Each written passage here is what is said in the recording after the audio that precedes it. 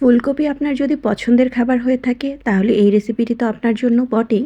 যদি আপনার অপছন্দের খাবার হয় তবুও এই রেসিপিটি আপনার জন্য। ফুলকপি প্রথমেই ছোট টুকরো করে লবণ পানিতে ভিজিয়ে রাখবো কিছুক্ষণ।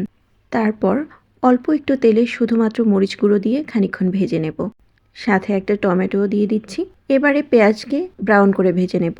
রোস্টের মশলা তৈরি করার জন্য টমেটো, ব্রাউন করে ভেজে রাখা পেঁয়াজ, একটু নারকেল কুচি, জয়ত্রী, জয়ফল দিয়ে ব্লেন্ড করে নিয়েছি।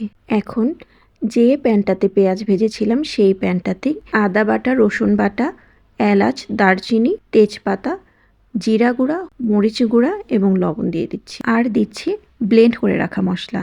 এবারে ভালো করে কষিয়ে নিয়ে দিয়ে দিচ্ছি ভেজে রাখা ফুলকপি। ফুলকপিকে ভালো করে নেড়ে চেড়ে মশলার সাথে মিশিয়ে দিয়ে দিচ্ছি পরিমাণ মতো পানি। প্রয়োজন মতো অল্প অল্প করে পানি যোগ করব। আর একদম রান্নার শেষ পর্যায়ে দিয়ে দিব কাঁচামরিচ ফালি। ফুলকপির মতো সাধারণ একটি খাবার হয়ে উঠবে অসাধারণ।